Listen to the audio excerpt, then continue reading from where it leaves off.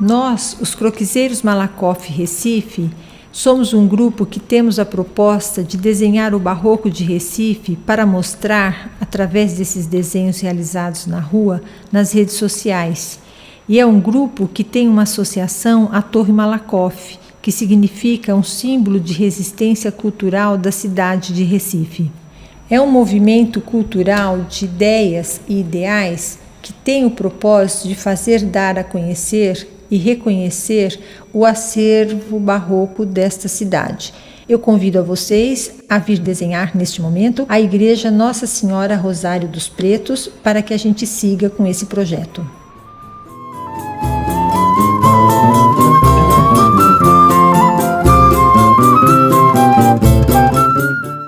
En 2010 llegué invitado por el Instituto Cervantes a Recife para exponer el Camino de Santiago, los Caminos de Santiago, el Camino francés. Y después de la exposición que tuve en la sede del instituto, recorrí la ciudad y realmente me quedé asombrado del barroco que existía en la misma. Difícilmente había encontrado una ciudad con tanto barroco como encontré aquí. Considere que José Maria e eu somos dois arquitetos vindos de fora, ele da Espanha e eu de São Paulo, e nós tivemos assim um olhar totalmente encantado em relação à beleza desse acervo barroco. Então, a partir daí, nós pensamos que a sociedade civil poderia participar através de várias mobilizações, inclusive com a criação do grupo Croquiseiros Malakoff Recife, que se propõe a desenhar os monumentos Recife da cidade e fazer a divulgação através das suas redes sociais.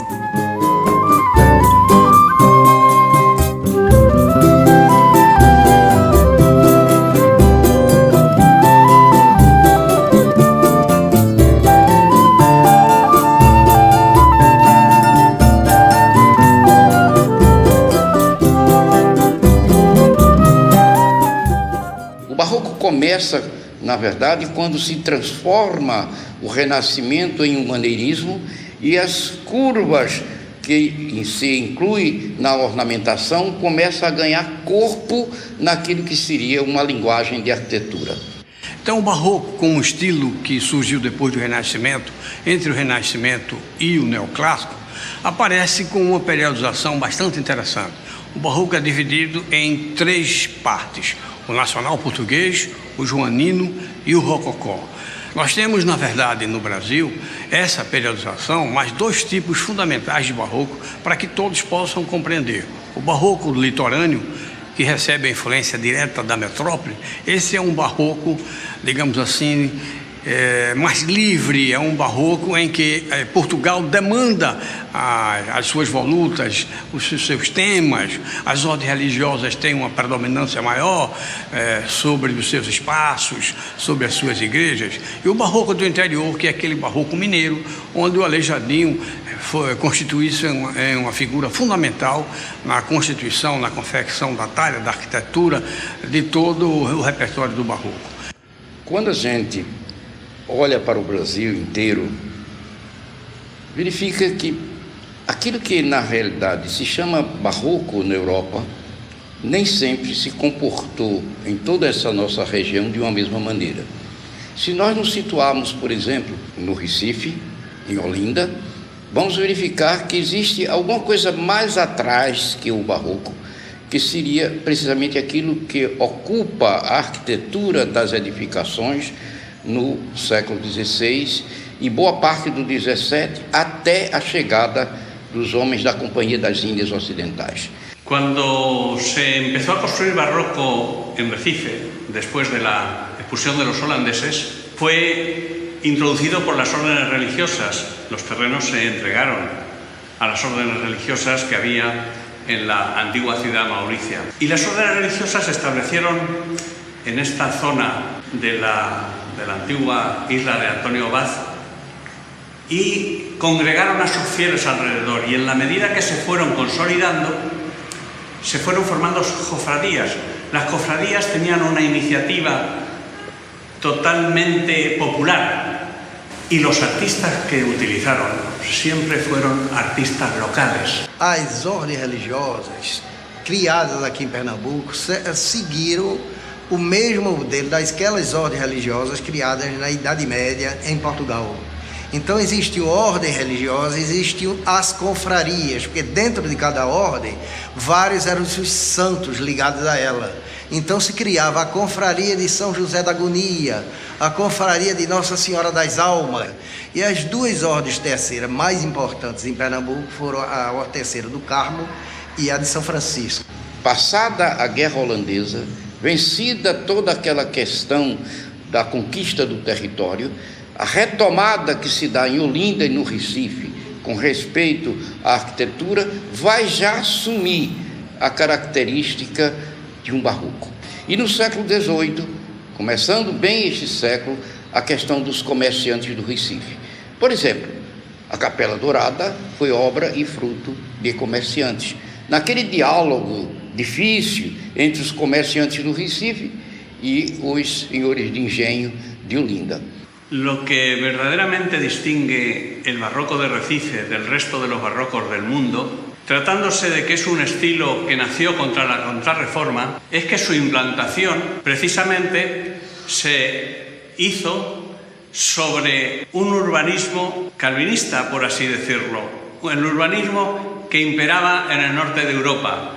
Entonces, es distinto de los otros urbanismos que se implantan poco a poco en el urbanismo medieval o el urbanismo expresamente hecho barroco como en el sur de Sicilia. Por eso creo que es interesante dar a conocer este barroco como algo singular en el mundo. A coisa mais incrível é que em 100 anos se construíram 20 igrejas barrocas, o que é uma produção assim fantástica, porque nesse momento exatamente aqui no Brasil existia em Pernambuco o único lugar onde tinha uma economia de riqueza, onde realmente existia toda a riqueza do país, porque pela exportação da cana-de-açúcar. Nos outros lugares do Brasil era simplesmente uma economia de subsistência.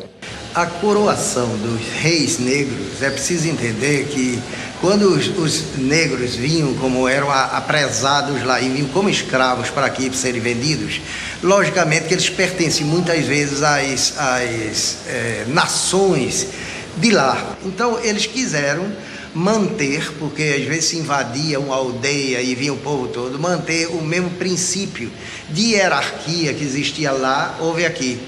E aqui eles eram coroados diante da igreja do Rosário dos Pretos, construído por escravos, exatamente para, vamos dizer, sacramentar aquele ato deles que era a coroação dos reis negros. Quando houve a interdição e proibição, eles passaram a criar o maracatu. Então aquilo que era feito diante da igreja passou a ser quase que um divertimento de carnaval. Um fato interessante acontecido aqui na cidade do Recife em relação a um templo barroco aconteceu durante um casamento lá nos anos de 1974. Criaram uma decoração profusa através de uma iluminação mais forte dentro da Capela Mor. Pois bem, após o casamento aconteceu esse incêndio e tomou proporções gigantescas, saindo da Capela Mor para a nave, e foi uma correria tremenda. Os noivos já estavam fora e todos correram para ajudar com água, arrastando os móveis, tirando o que se podia tirar, mas o fogo em grandes proporções. Fato interessante ainda e fundamental, na remediação desse fogaréu, foram as pessoas, frequentadores de Chantecler, frequentadores dos arrabaldes, das zonas daquela época, que entraram, as prostitutas, que nos ajudaram até o patrimônio histórico. Isso é maravilhoso.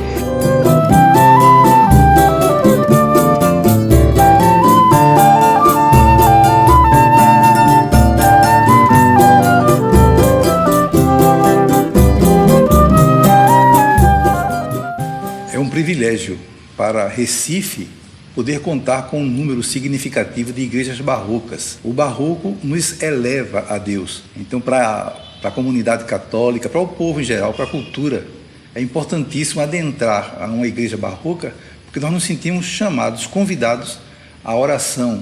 Além de ser uma beleza de cultura, de arte, é também um espaço convidativo a esse encontro com Deus, de modo que nós ficamos felizes por termos esse tesouro precioso aqui entre nós e temos que prestigiá-lo e valorizá-lo como algo realmente significativo para a história de Pernambuco, para a história da igreja. Desde que nós chegamos aqui na secretaria, uma das principais missões que foi dada à nossa equipe foi identificar os potenciais turísticos que nós já temos na nossa cidade, que já estavam aqui.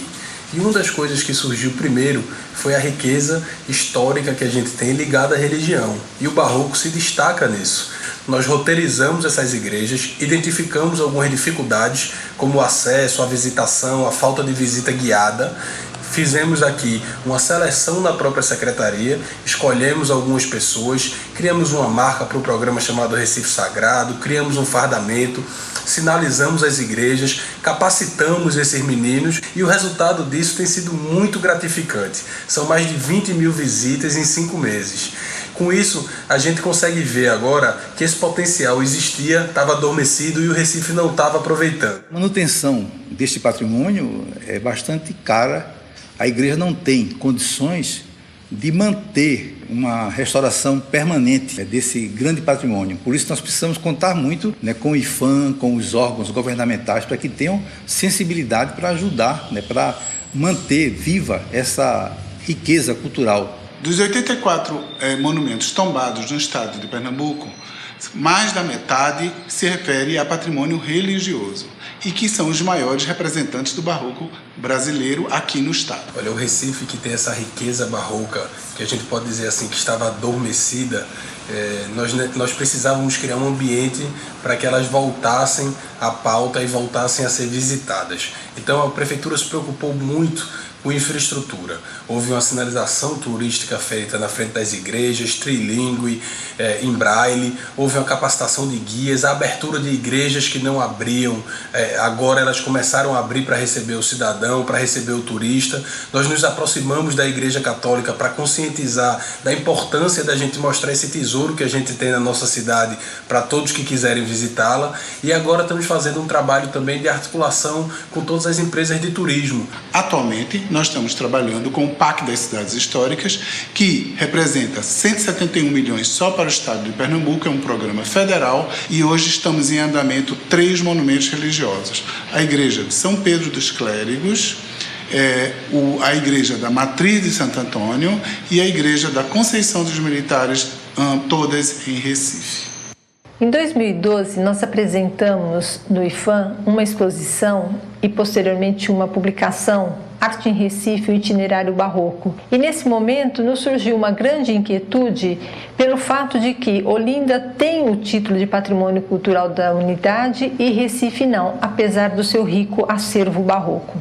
A proposta que realmente queremos hacer es que el conjunto de este barroco tardío sea nominado como Patrimonio de la Humanidad por la UNESCO. O barroco esquecido, aquilo que nós temos interesse na arquitetura.